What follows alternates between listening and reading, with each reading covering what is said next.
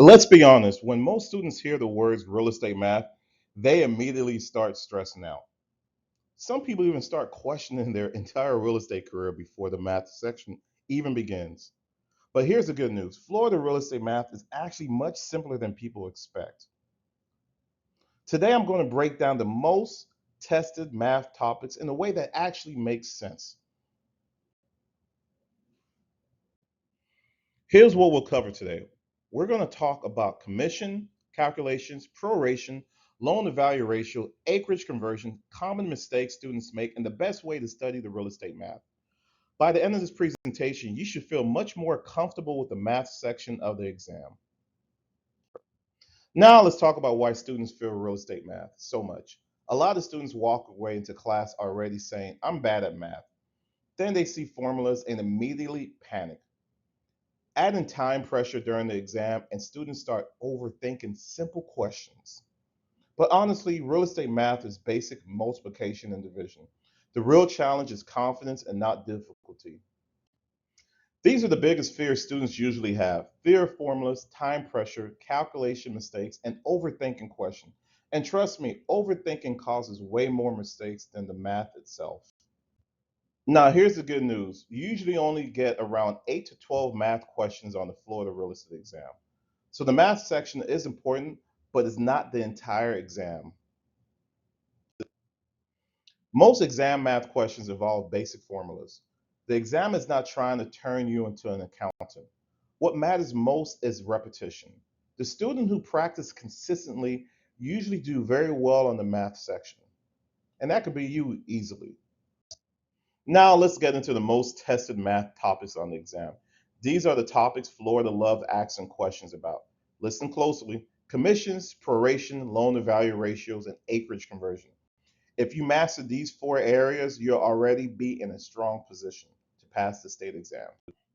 Commission calculations are probably the most common and easiest math questions. Proration usually confuse students at first, but they follow predictable patterns. Loan to value ratios are important in financing questions, and acreage conversions show up more often than students expect. So make sure that you guys are familiar with these key areas. All right, let's start with the commission calculations. This is one of the easiest way to pick up points on the exam. Most common commission questions are straightforward multiplication. All right, so listen closely. The exam may ask something like, a property sells for $300,000 with a 6% commission. What is a commission? And honestly, once you know that formula, these questions become very easy. Now, here's a formula students need to know. Commission equals sales price times commission rate. So if the home sells for 300,000 at a 6% commission, you simply multiply 300,000 times 0.06. This gives you $18,000. Now let's make it slightly more realistic. What if the commission is split 50-50 between brokers? That 18,000 commission becomes 9,000 per broker. The exam loves adding little twists like this. Now let's move into the section students fear the most: proration. And honestly, this is usually where the panic begins. But don't worry, once you understand the pattern, proration becomes much easier. Here's the secret: proration follows patterns. Once you understand who owes who, the question becomes much easier. So instead of panicking, slow down, identify whether the buyer or seller needs to be charged or credited. A common example involves prepaid property taxes. If the seller already paid taxes ahead of the time, the buyer may need to reimburse the seller at closing. That's why understanding debits and credits is so important. One of the best shortcuts is remembering debit means money owed and credit means money received. Always remember, pay attention to buyers versus seller on the closing date. Those small details can completely change the answer.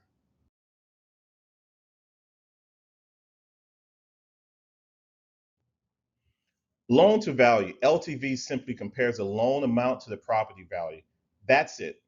It tells you what percentage of the property value is being financed. Here's a formula: loan to value, LTV ratio, equals loan amount divided by the property value multiply by 100. So if someone borrows 240,000 on a 300,000 property, you divide 240,000 by 300,000. That equals 0.80 or 80%. So the loan to value ratio is 80%. Now let's move into acreage conversions. There is one number every Florida real estate student should memorize. If you know this number, acreage questions become much easier. 1 acre equals 43,560 square feet. And trust me, this number appears all the time on the Florida real estate exam. Put it on a flashcard, write it down, say it out loud. Just make sure you know it. Here's a common example. 87,100 square feet equals how many acres? You simply divide 87,120 by 43,560. That equals 2 acres. So if you know the conversion number, the question becomes simple. Now let's talk about the mistakes students make most often. Because sometimes students actually know the math, but still miss the question because of small mistakes. The biggest mistakes usually include rushing, forgetting formulas, not reading carefully, and calculator mistakes. And honestly, most wrong answers happen because students rush. Slow down, read the full question, then calculate. So, what's the best way to improve at real estate math? Simple. Practice consistently. You don't need to practice for 5 hours in one day. You need short, repeated practice over time. Practice daily, repeat formulas often, use flashcards, and do time practice questions. The more repetition you get, the more confident you become. Confidence comes from seeing the same type of questions again and again. Now let's talk about exam day strategy because knowing the material is important, but knowing how to handle the test is just as important. First, don't panic. Second, write formulas down immediately if allowed. Third, skip difficult questions and come back later to it. And finally, use process of elimination whenever possible. Sometimes eliminating two wrong answers makes the question much easier. I want everyone to remember this. You absolutely can pass Florida real estate math. You do not need to be a math genius. You just need practice, repetition, and confidence. Now, remember this, the students who usually pass are not always the smartest students. They are usually the students who practice the most consistently. So keep practicing, keep improving, and don't let math intimidate you.